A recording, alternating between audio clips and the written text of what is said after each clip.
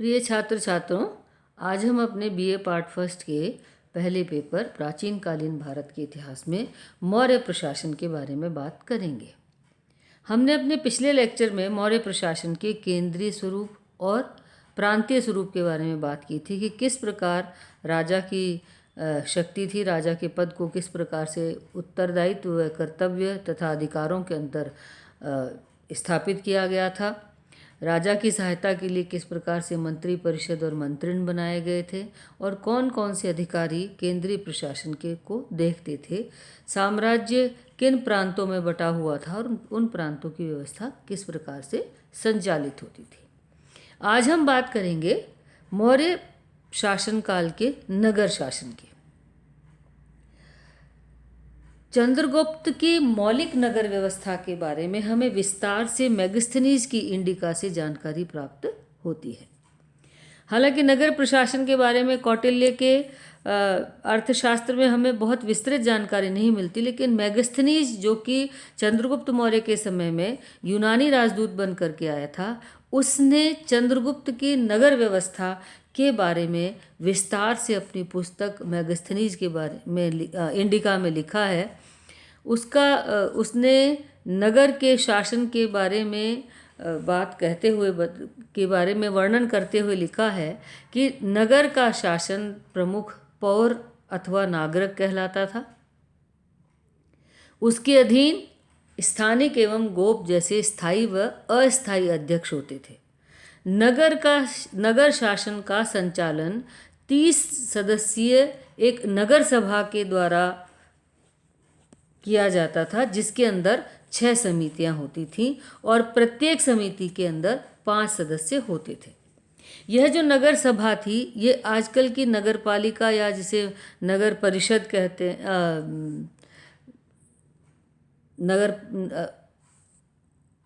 महानगर पालिका कहा जाता है, उस प्रकार से नगर के प्रशासन के लिए नगर सभा थी, जिस सभा के अंदर 30 सदस्य होते थे और इन 30 सदस्यों से 6 समितियां बनाई जाती थी और हर समिति के अंदर इस नगर सभा के 5 सदस्य होते थे।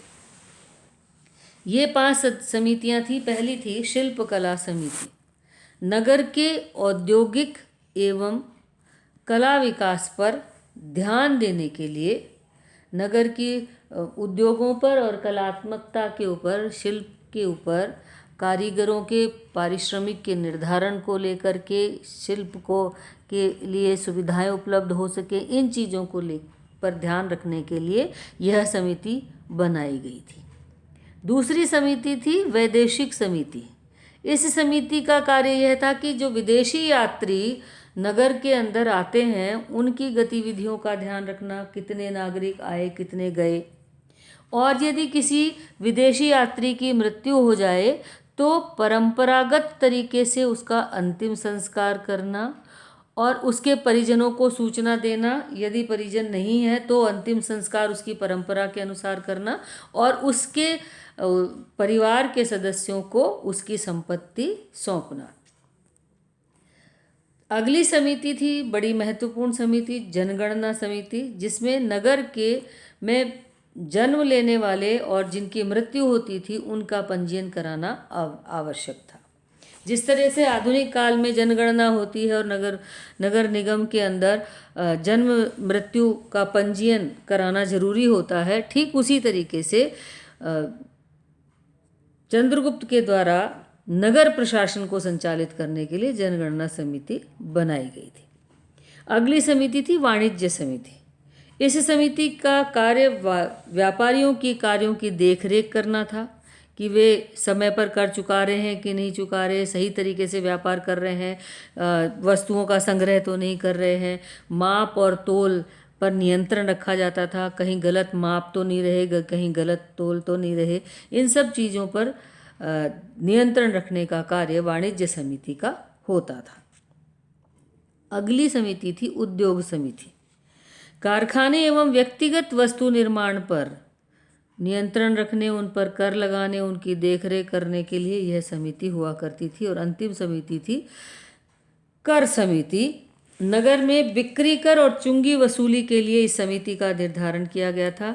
विक्रय मूल्य का 10वां भाग कर के रूप में लिया जाता था ताकि नगर के प्रशासन को सुचारू रूप से संचालित किया जा सके। तो जो भी वस्तु बेची जाती थी उस बेची गई वस्तु के मूल्य का 10वां भाग कर के रूप में लिया जाता था। तो बिक्री कर और चुंगी वसूली यानी जो भी अन्य नगर से जो चीज़ें उस दूसरे नगर में आ रही हैं तो उसके ऊपर चुंगी कर लगाया जाता था। नगर में रात्रि 9 बजे से प्रातः 3:30 तक आना जाना वर्जित था। मतलब रात को 9 बजे के बाद और सुबह 3:30 बजे से पहले नगर में किसी का प्रवेश निषिद्ध था। सिर्फ आवश्यकता पड़ने पर कोई आवश्यक कार्यवाही हो उस समय अनुमति से ही इस समय जाया जा सकता था। नगर के द्वारों को बंद कर दिया जाता था। नगर में स्वच्छता का विशेष ध्यान रखा जाता था। औषधियों का मुफ्त वितरण होता था और धोबियों के लिए अलग से स्थान निर्धारित थे जहाँ पर धोबी वस्त्रों को धोता था। नागरिक या पौर का कर्तव्य था कि वे प्रत्येक दिन गश्त लगाकर नगर प्रशासन के बारे में देखे कि नगर का प्रशासन सुचारू रूप से संचालित है या नहीं। नगर प्रशासन के बाद प्रशासन की अगली इकाई थी स्थानीय शासन। तो प्रशासन की सबसे छोटी इकाई गांव थी या ग्राम थी जिसका प्रबंध ग्रामिक करता था। चंद्रगुप्त के प्रशासन में ग्राम शासन का अत्यंत महत्व था। ग्राम का शासन ग्राम सभा द्वारा देखा जाता था जो एक सीमा तक स्वतंत्र थी। हालांकि ग्रामिक सरकारी वेतनभोगी कर्मचारी होता था लेकिन फिर भी ग्राम सभा एक हद तक स्वतंत्र थी और गांव के सभी झगड़ों का निर्णय ग्राम सभा द्वारा ही कर लिया जाता था। सभा का अपना खुद का कोष होता था जो कि अपराधियों से अर्थदंड के रूप में तथा गांव के अन्य साधनों की आय से यह कोष जमा होता था और इसे गांव के विकास में ही खर्च किया जाता था। ग्राम सभा के कार्यों की निगरानी गोप नामक अधिकारी किया करता था। 100 गांवों को मिलाकर संग्रहण तथा 200 गांवों को मिलाकर खरवटिक बनता था। जहां चंद्रगुप्त का प्रशासन पूर्णतः केंद्रित था वहां स्थानीय अर्थात ग्रामीण स्तर पर शासन का हमें विकेंद्रीकृत स्वरूप दिखाई देता है, क्योंकि ग्रामीण शासन में ग्रामीण जो शासन संचालन होता था, ग्रामीण जो प्रशासन संचालित होता था उसमें केंद्रीय शासन का हस्तक्षेप ना के बराबर था। गांव में नैतिक आचरण और अनुशीलन के लिए ग्राम सभा होती थी जिसके सदस्य गांव के सभी वृद्ध होते थे। गांव की पूर्ण व्यवस्था इन ग्राम वृद्धों के अधिकार में होती थी। इन पर गोप की नियुक्ति होती थी जिसका कार्य गांव की सीमाओं का निर्धारण करना तथा जनगणना करवाना था। तो एक तरीके से गांव का शासन वृद्धजनों के माध्यम से संचालित होता था और वृद्धजन गांव के शासन को देखा करते थे और यही इन पर गोप नियुक्त होता था जो कि गांव की सीमाओं का निर्धारण करता था और गांव की जो जनसंख्या है उसकी गणना करता था। इसके बाद आती है राजस्व व्यवस्था। एक विस्तृत साम्राज्य, नौकरशाही और विशाल सेना को बनाए रखने के लिए पर्याप्त धन की आवश्यकता थी। अतः यह आवश्यक था कि आय के पर्याप्त साधन हो, क्योंकि बिना पर्याप्त साधन के, बिना आय के ना तो साम्राज्य को सुरक्षित रखा जा सकता है और ना ही विशाल सेना को संचालित किया जा सकता है। राज्य की आय का प्रमुख साधन भूमि कर था जो उपज का 1/4 हिस्सा था। यानी जो भी उपज होती थी उसका 1/4 हिस्सा कर के रूप में राज्य को जमा कराया जाता था। विशेष अवस्था में यह कर 1/6 अथवा 1/8 भी लिया जाता था। भूमि कर को सीता कहा जाता था। राष्ट्र को खनिज, सेतु, वन, व्रज तथा वणिक पथों से भी आय होती थी। यानी जो कुछ भी खनिज होता था, जो सेतु निर्माण होते थे, वन में जो सामग्री मिलती थी और वणिक पथ जिनसे व्यापारियों का आवागमन होता था, उनसे भी राज्य को आय होती थी। उद्यानों से होने वाली आय सेतु तथा मवेशियों की आय व्रज कहलाती थी। यानी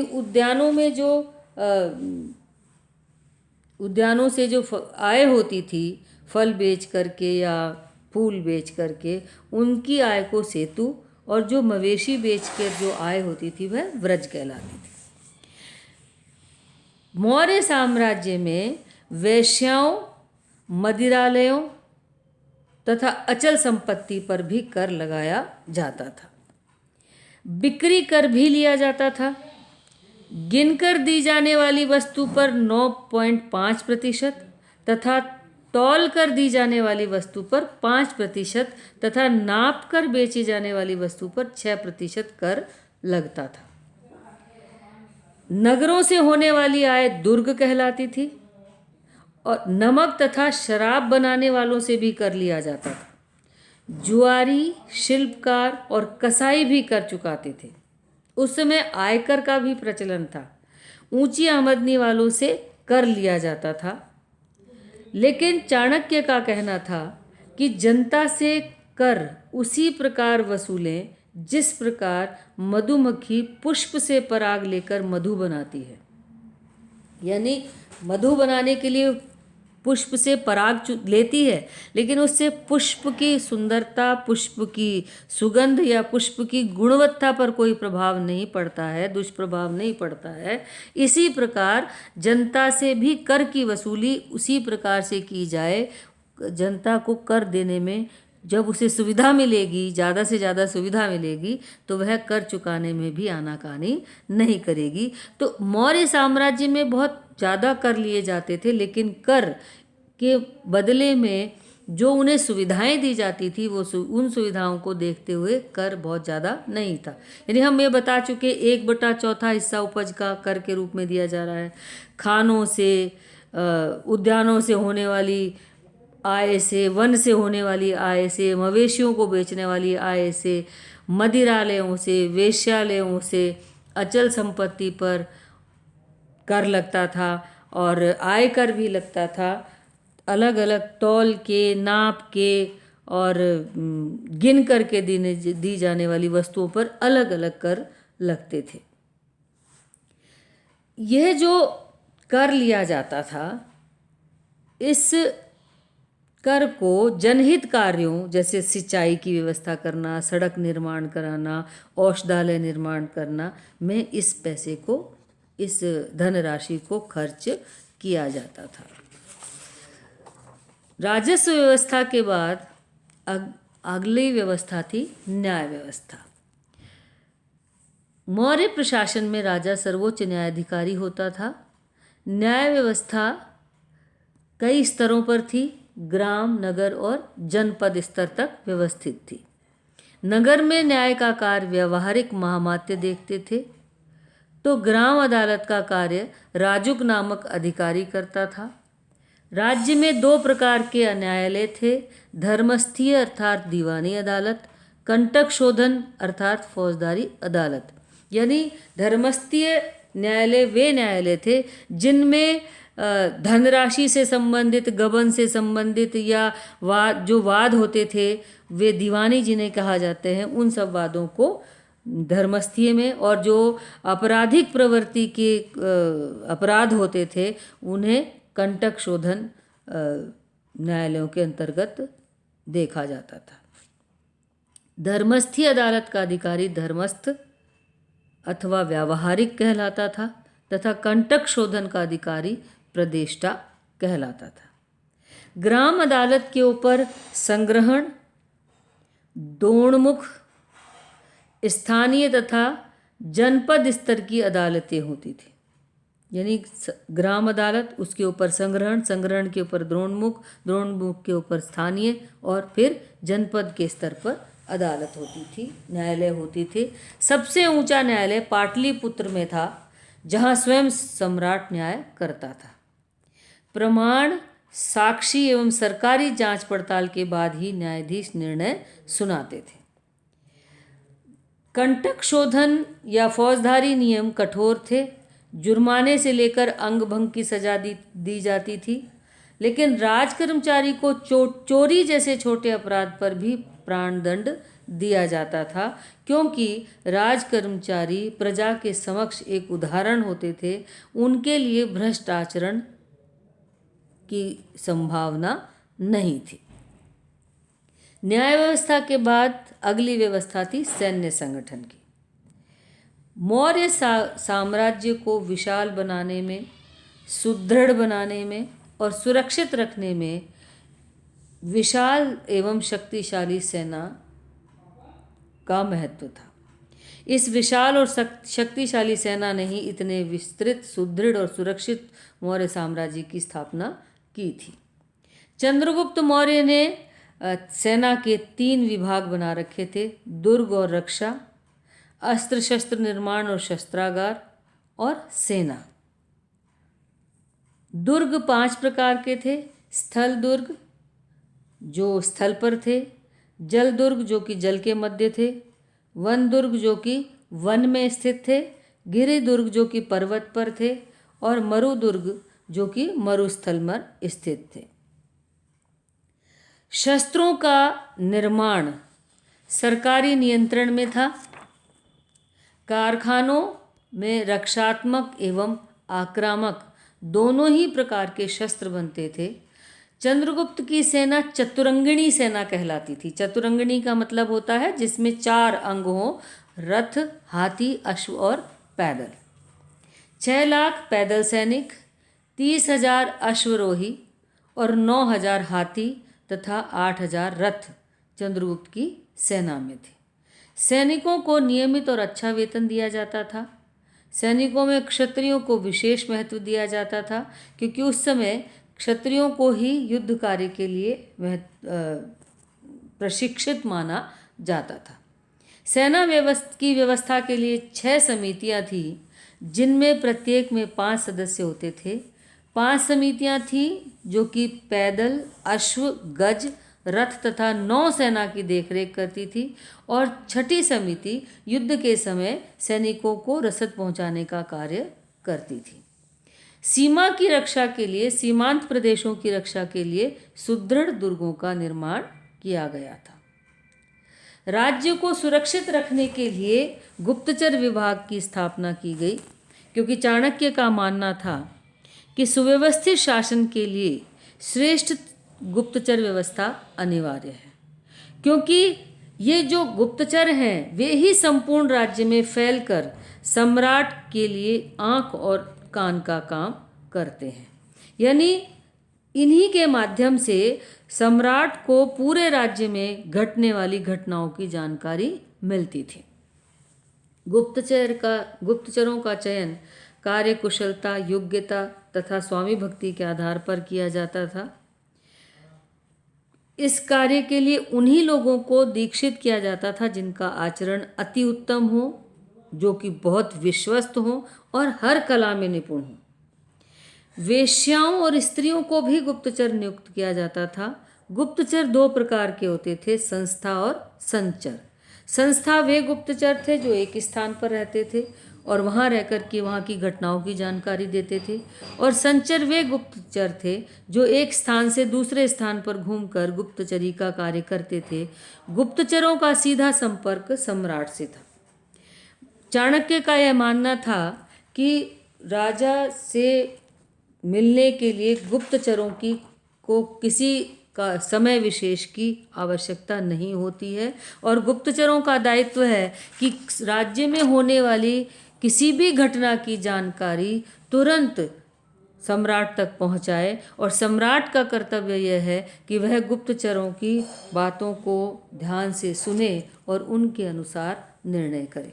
इस तरीके से हम ये देखते हैं कि मौर्यकालीन प्रशासन के माध्यम से एक सुव्यवस्थित इस व्यवस्था स्थापित की गई और इस सुव्यवस्थित व्यवस्था के कारण ही मौर्य प्रशासन लंबे समय तक सुरक्षित रहा, सुदृढ़ रहा, और उसने एक लंबे समय तक शासन किया।